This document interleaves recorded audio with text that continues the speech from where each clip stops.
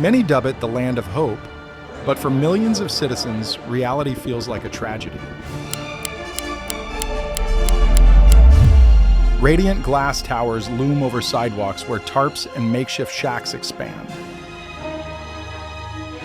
Multi-billion-dollar corporations flourish just blocks away from parents residing in vehicles.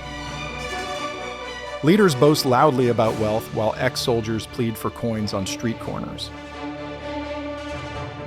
This paradox strikes at the core of America's sole fortune for few, hardship for most.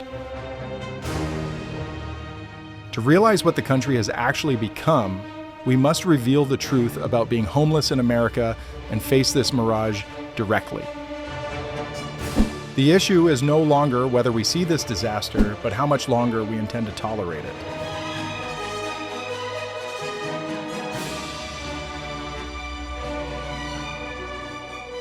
American aspirations versus the harsh truth.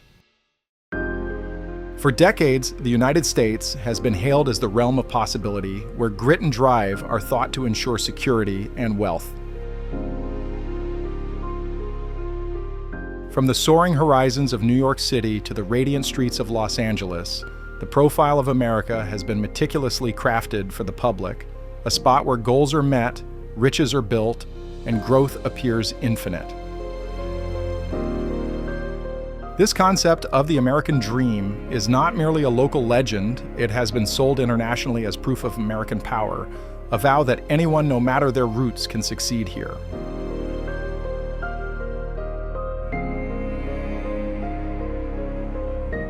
But under these glowing bulbs and metal spires sits a different America, one that many would choose to ignore. Below highway bridges, within the darkness of high-rises, and in the still spots of residential greens, tarps and hand-built cabins recall for us a grimmer fact. I mean, you put your tent up, and in the daytime, nighttime, the police come and tell you to take it down. Sometimes they come and take the stuff, and don't leave it parked on the sidewalk in public spot, because they'll definitely put it in the trash at the time. Parents crowd together in autos that have turned into their final sanctuary. Ex-soldiers, previously honored as legends, find themselves resting on the pavement they previously protected. For every tale of victory and social climbing, there is another of hardship, displacement, and hopelessness. And it is within these paradoxes that the fantasy starts to shatter.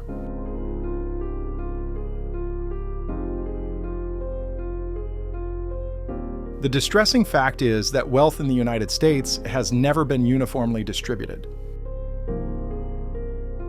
While the country claims several of the richest people on the earth and a retail world that fills the globe with icons of achievement, millions of Americans exist without a ceiling above their skulls. It is not merely a fluke of luck or a consequence of bad private decisions. Rather, it is a mirror of structural breakdowns in shelter laws, medicine pay, and welfare systems that have permitted this disaster to worsen for ages. How can a culture assert excellence when it abandons so many of its people out in the chill?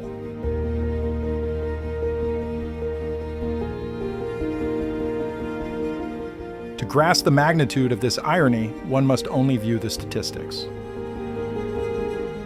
On any particular evening, over 500,000 individuals suffer being homeless in America.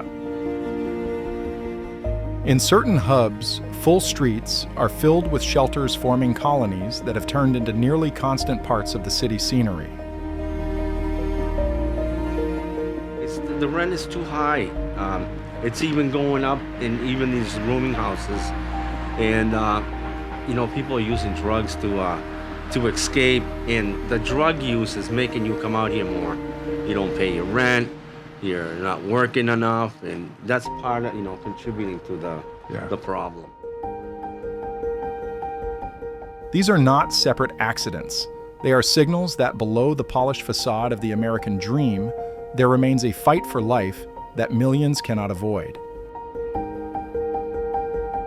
And that battle is not limited to those on the edges. It is steadily reaching laboring households, retirees, and even the aged.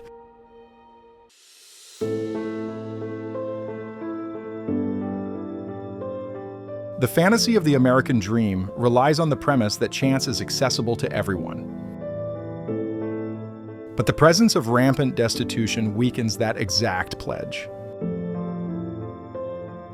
If the basis of a vision is balance and safety, then how do we explain the view of kids finishing schoolwork by torchlight in a vehicle, or guardians waiting at soup kitchens after holding full-time roles?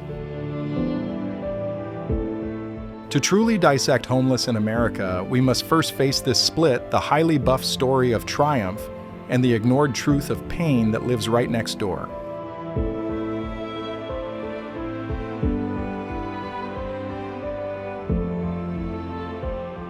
The hidden emergency who are the unhoused.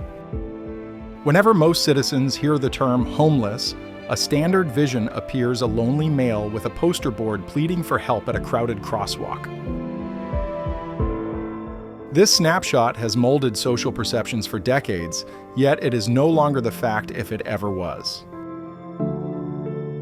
Being homeless in America has turned much more intricate, and its look today is as varied as the land itself. Livable again, it's time to move again. They have made it impossible to feel human just because we're homeless. Like, we're not supposed to exist. We get a ticket just for trying to live. Households with kids are currently among the quickest rising segments. Almost 1/3 of the unhoused demographic are families frequently run by solo parents, balancing low-wage positions and agonizing decisions. In myriad transit zones around the nation, relatives nap in autos that have turned into both refuge and cage. I once learned of a parent in Phoenix, Maria, who holds 2 roles yet still cannot manage rent. Every night she stops behind a grocery where her 2 youngsters finish their lessons by pen light in the rear chair. Maria bolts the latches, trusting the darkness ends peacefully, all while breathing hopes that her offspring will eventually find the balance she cannot provide them currently. Soldiers also represent this disaster. These are guys and ladies who worked with pride, bearing the weights of combat only to arrive back to stillness shock and disregard. Quite frequently, post-traumatic strain and lasting wounds clash with a medical network that cannot stay current. John, a Vietnam soldier I once saw in Chicago, kept his honors in a tiny metal chest, but had no spot to label home. He talked softly of evenings when he felt more secure in a forest halfway around the globe than in the corridors where he now rested. To view a person once praised now overlooked under a bridge is to observe the collapse of a country's pledge.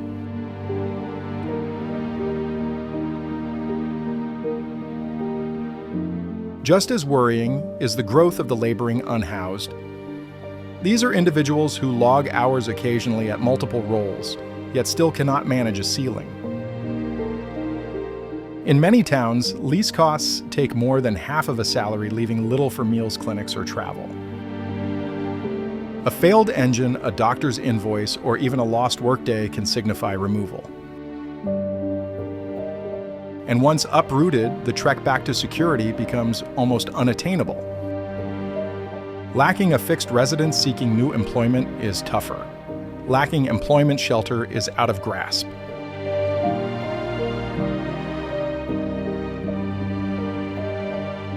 This veiled emergency is not regarding old cliches. It is regarding kids who merit protection, soldiers who merit respect, and employees who merit earnings that meet the price of existence. Being homeless in America is not a solitary mask or a solitary tale, it is millions of them. And collectively, they prompt us that the issue is much deeper and much nearer than many are prepared to acknowledge.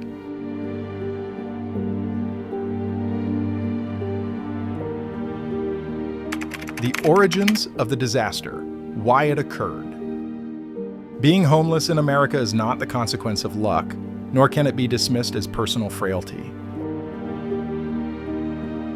It is the outcome of many years of decisions, financial, civic, and communal, that have slowly robbed millions of folks of their ground. Behind every tarp and every hostel cot sits a narrative of pay that never stayed, even leases that grew too steep, doctor bills that broke reserves, and habits that occupied the gap left by ruined frameworks. Amid these powers, the reach of fentanyl and methamphetamine has shifted a shelter shortage into something much more ruinous, a gale that destroys not just residences, but souls.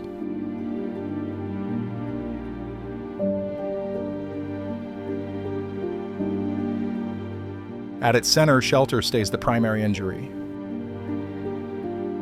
Throughout the last 4 decades, prices have spiked while cheap flats have disappeared. What used to be the cornerstone of American existence, a low-cost residence, has been turned into a product for gambling. In town after town, the middle rent tops the earnings of typical laborers, leaving even those with solid roles unable to obtain a ceiling above. Households who once thrived to survive now find themselves pushed into autos inns or packed hostels. Shelter, rather than being a claim of residency, has turned into a perk of riches.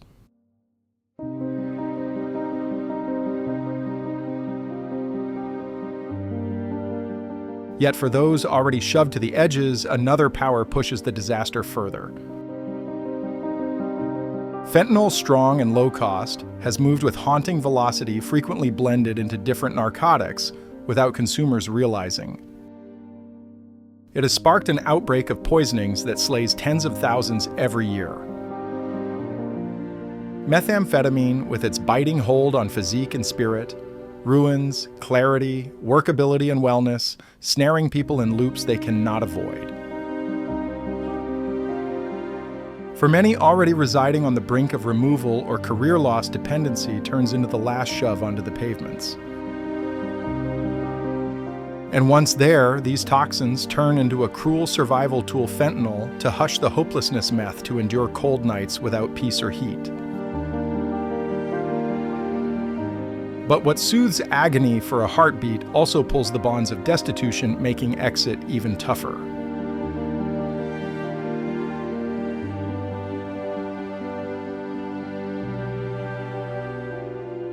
These private battles happen against a canvas of structural disregard. For ages, psychiatric help resources have been sliced, leaving few choices for those fighting dependency. Recovery spots are rare, therapy plans have infinite queues, and too frequently the sole reaction is a prison room. The ending of mental wards in the 1980s without sufficient local aid to swap them left thousands neglected. Afterward, shocks worsened the blow. The shelter crash of 2008 shoved clans into seizure, and the COVID-19 outbreak washed away roles and balance, leaving many already weighted by dependency more lost.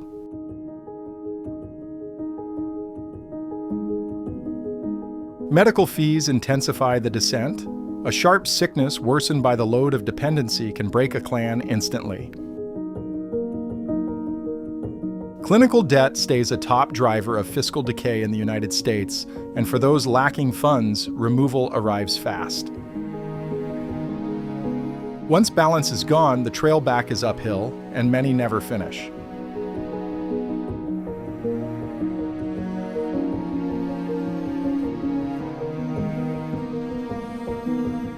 The origins of this disaster are knotted together: rising shelter fees, flat pay, failing medicine, and the fatal reach of fentanyl and meth.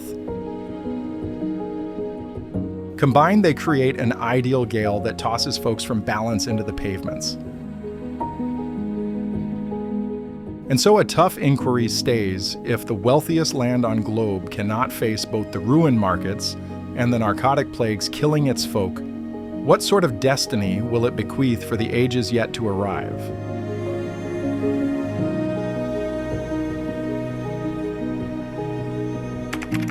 The fiscal consequences. Being unhoused isn't merely a human misfortune, it's a burden on the marketplace. When thousands in a town have no place to reside, the impact affects everyone.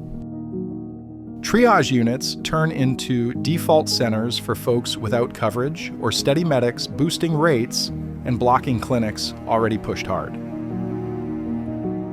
Neglected lasting ailments worsen minor wounds, grow into major ones, and psychiatric health concerns go out of control. This doesn't just harm the destitute, it signifies steeper medical costs for all of us funded via levies or plan payments.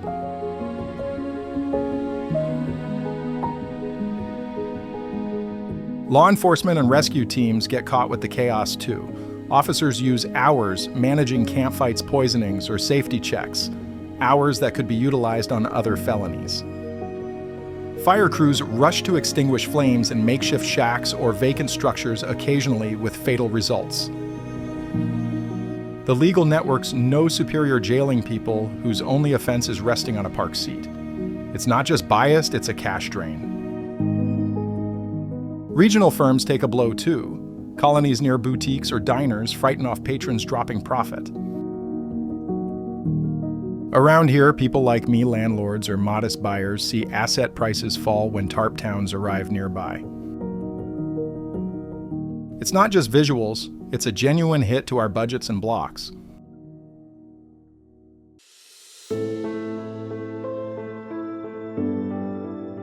On a broader level, being unhoused kills output. Someone lacking a steady residence can't keep a role pay duties or lift the market. They're trapped in endurance mode, hunting for the next bite or a secure place to sleep. When a portion of a town's residents is benched from Jobs Academy or Solid Shelter, the entire network suffers. Kids in unhoused clans skip school or fall back, preparing them for a life of hardship. That's not just a misfortune, it's a financial wreck waiting to strike.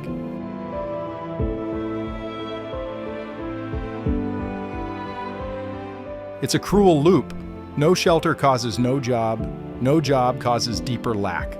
Lack causes being unhoused, and being unhoused makes labor nearly impossible. Balance is the only way out, but it's the toughest thing to find. Professionals aren't mistaken. Being unhoused doesn't just stem from lack, it feeds it. So what does it tell about a land this wealthy when we permit this pricey neglect to stay?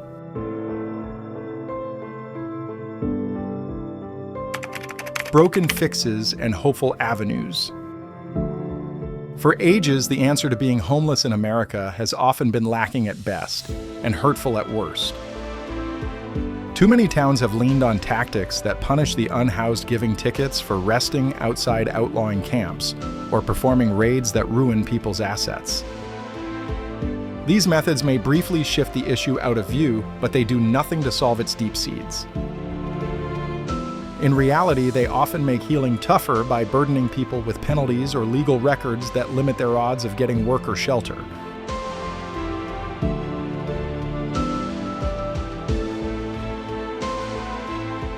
Hostels, another usual fix, offer brief comfort but rarely balance. Packed risky and poorly funded, they can leave folks more helpless than before. Many shun them entirely, fearing robbery, harm, or parting from family units. Shallow repairs such as fast scrub-up tasks before big social shows serve civic looks, but leave the basic problems untouched.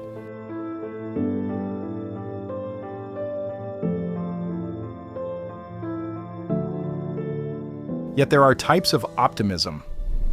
The Housing First method started in spots like Utah and later used worldwide offers lasting shelter as the initial move rather than the final.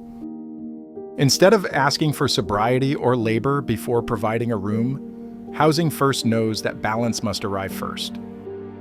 Once sheltered, people are more likely to join in care, schooling, and job plans. In Finland, this tactic has nearly ended chronic destitution. In Salt Lake City, it lowered veteran destitution by over 90%. These triumphs show that with the correct goals, growth is doable.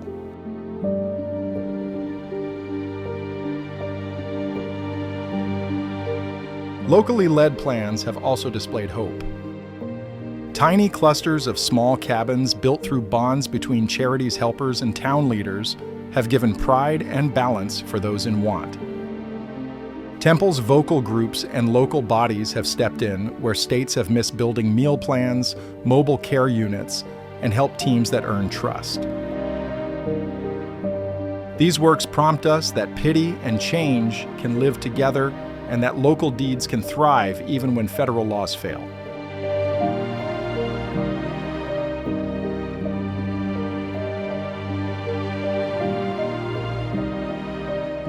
Still enduring shift needs more than small-scale fixes. What the country needs is a total federal plan that views shelter as a right, not a perk.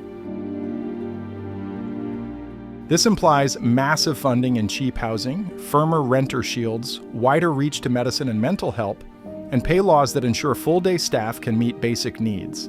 Without this, the loop will persist. The path is vivid. Keep the Mirage with brief repairs, or take the tough task of deep change. Which way shows the type of land we want to be?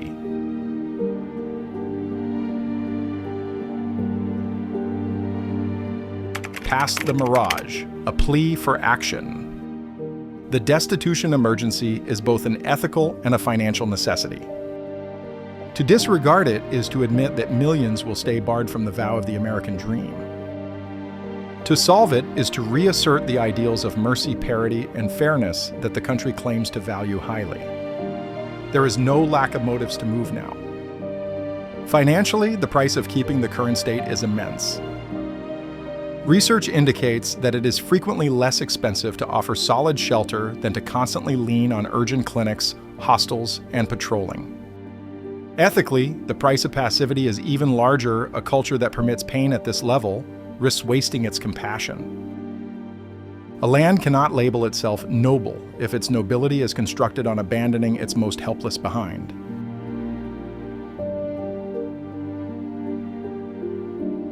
Private residents also have a part to perform. Support counts. Electing officials who favor genuine fixes, not fast repairs, is vital. Backing regional groups offering hours or giving assets can produce physical changes in existences. Past philanthropy, it is regarding forming a culture that declines to turn away, that seeks responsibility from those in command. To reinvent the American dream, we must rephrase it not as a legend of riches available solely to the fortunate, but as a collective base of balanced pride and chance for everyone. This necessitates breaking the fantasy that wealth for a few is sufficient and substituting it with a goal that views shelter as a basic human claim. Only then can we assert that the vision is active not merely for some, but for every citizen.